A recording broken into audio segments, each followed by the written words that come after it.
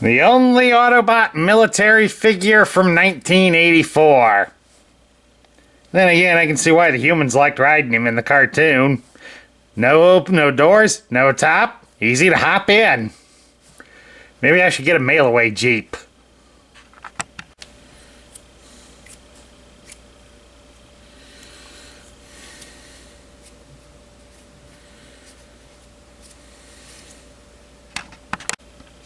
Hello everybody, Sparkster1701 here.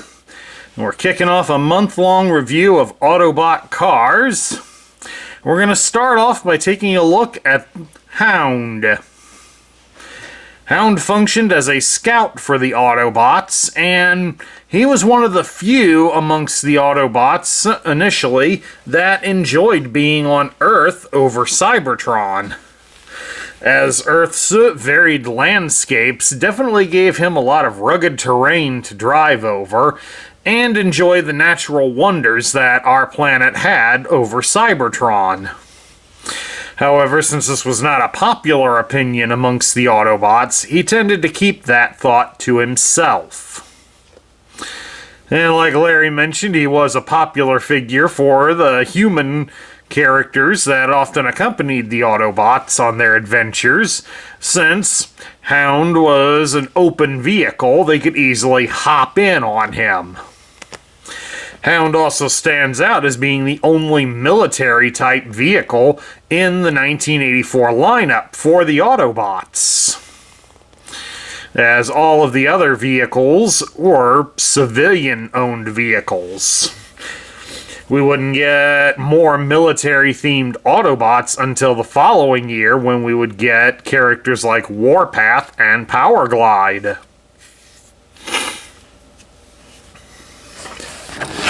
Hound is also notable as being one of the shortest of the Autobot cars, if not the shortest of the Autobot cars, so he is a rather puny figure, all things considered.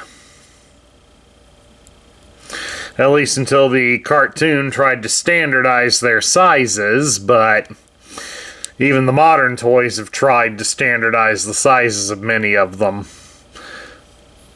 And of course, a notable problem that many have with Hound is the lack of articulation, which we will look at here, because he only has arm articulation. You can move his arm at the shoulder. But since his arms don't come out very far, you really don't get much with it. And since the arms don't really come out far enough to allow him to keep his arm level, he basically points his gun downward all the time. Plus, of course, Hound is also one of the more notoriously fragile toys, because on the secondary market there is usually a fair amount of damage to him, especially with these front side mirrors here. They are commonly broken off on loose samples, so, this one wasn't mine as a child. I bought this one as an adult collector, so I'm rather fortunate that I was able to find one that had the mirrors still intact. And modestly chromed, too, so, lucky find.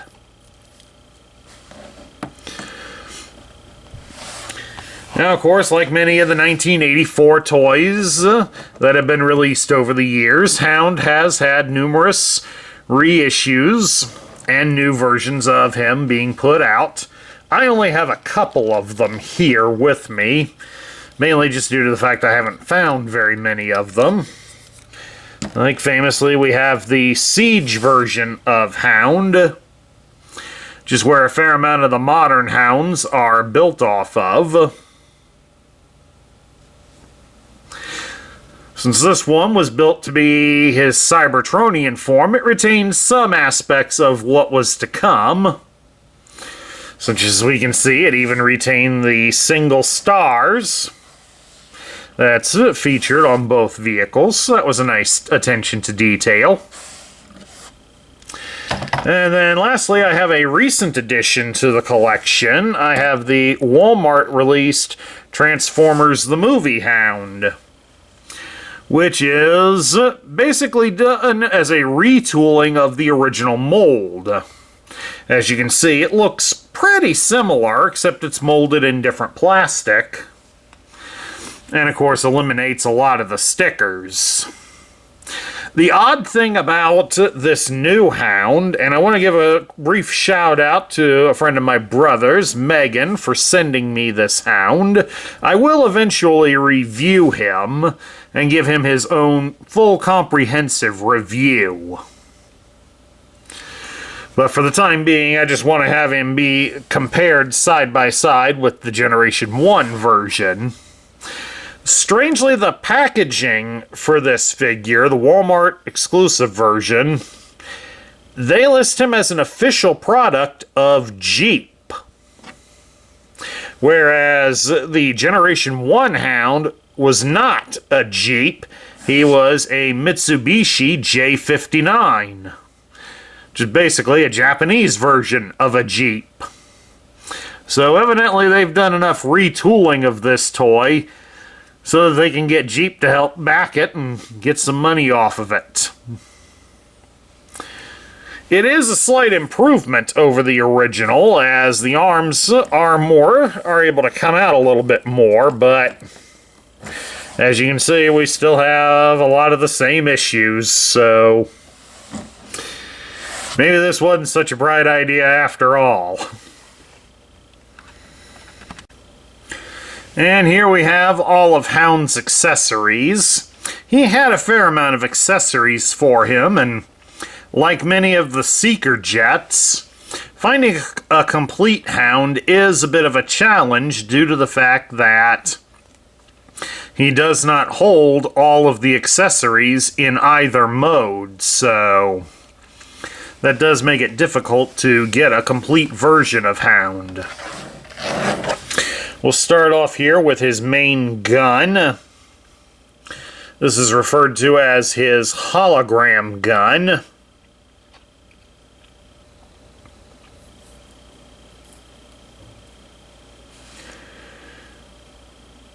So it basically projects, it's supposed to project three-dimensional maps, but it likely allows for other things as well. Otherwise, it's kind of pointless. But then again, maybe after the war's over, he can get a job as an extra hologram projector for Gem and the Holograms. And next up, we have his rocket launcher. A little small shoulder-mounted unit. And of course, in 1984, it was neutered so that it really only holds the missiles. It does not fire them.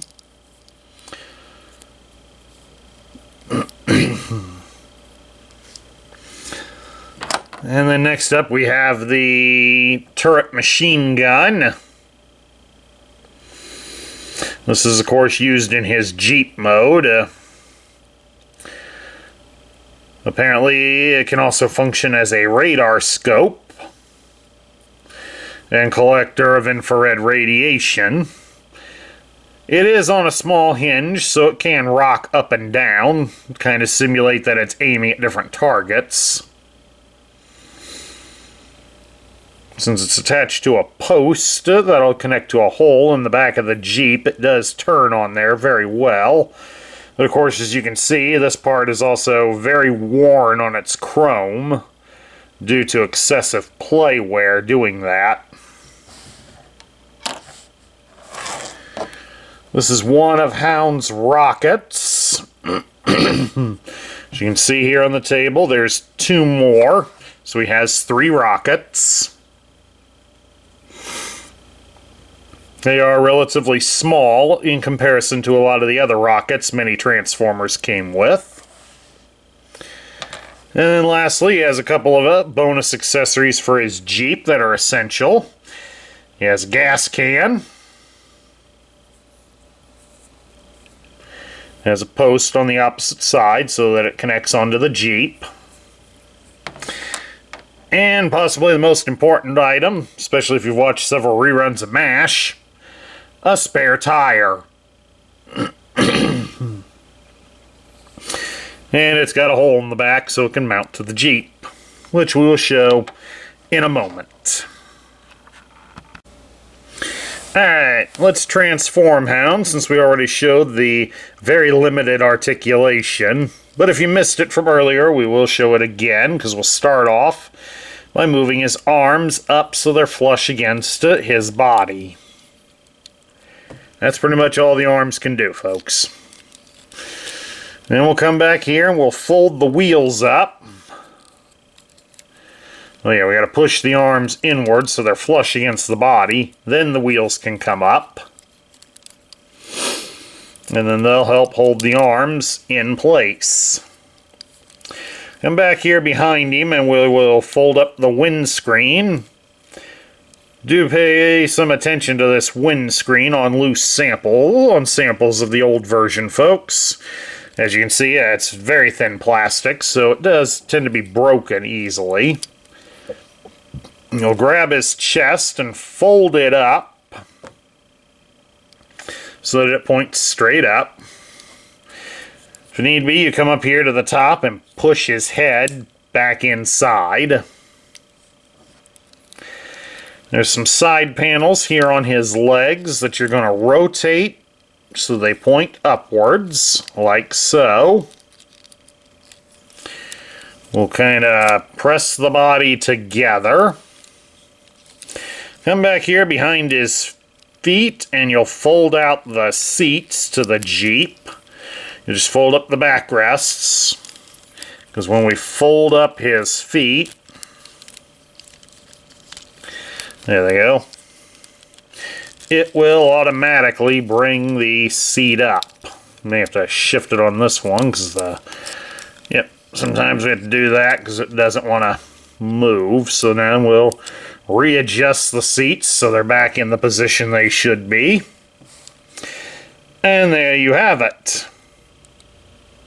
Hound has become a Mitsubishi J59 Jeep. Now, of course, to complete the look, we attach the turret machine gun right here. Mine sits kind of loose from all the playwear. And there's that hole behind where the gun is, and that's for the fuel can. And on the opposite side is a post, and we can attach the spare tire.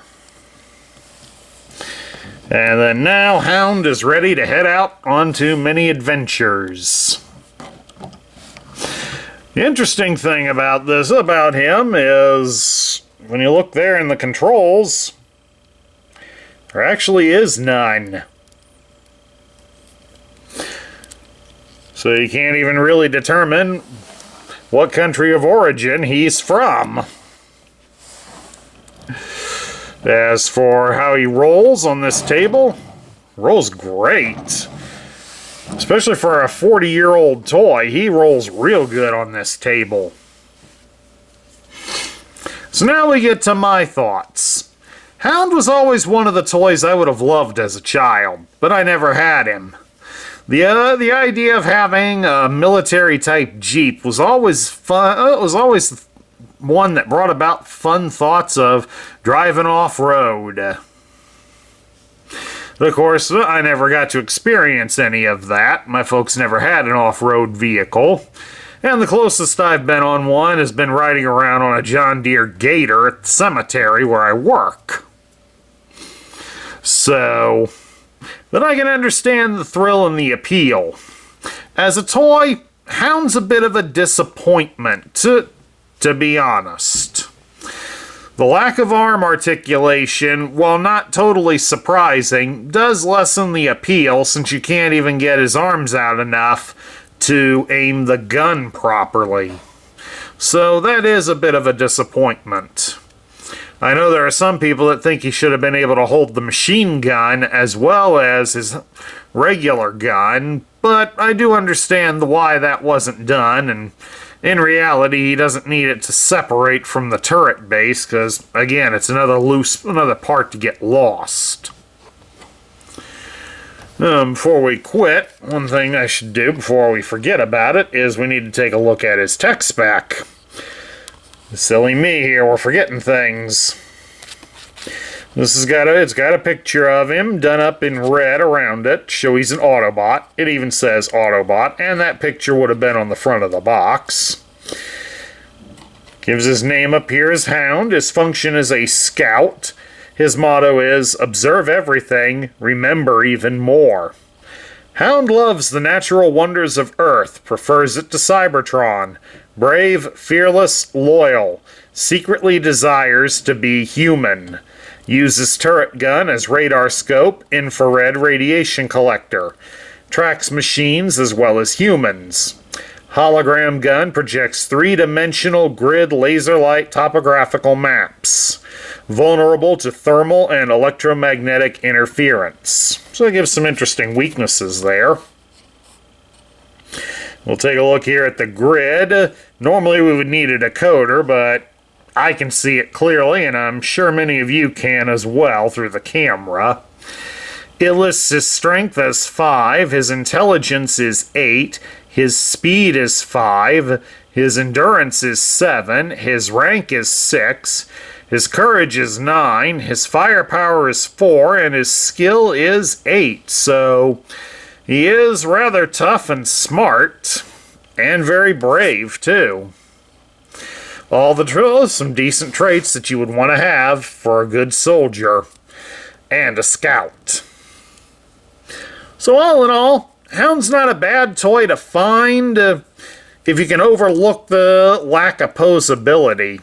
Because the Jeep mode here, this is beautiful if it's all intact. That's the trouble with a 40-year-old toy, though. Finding one intact.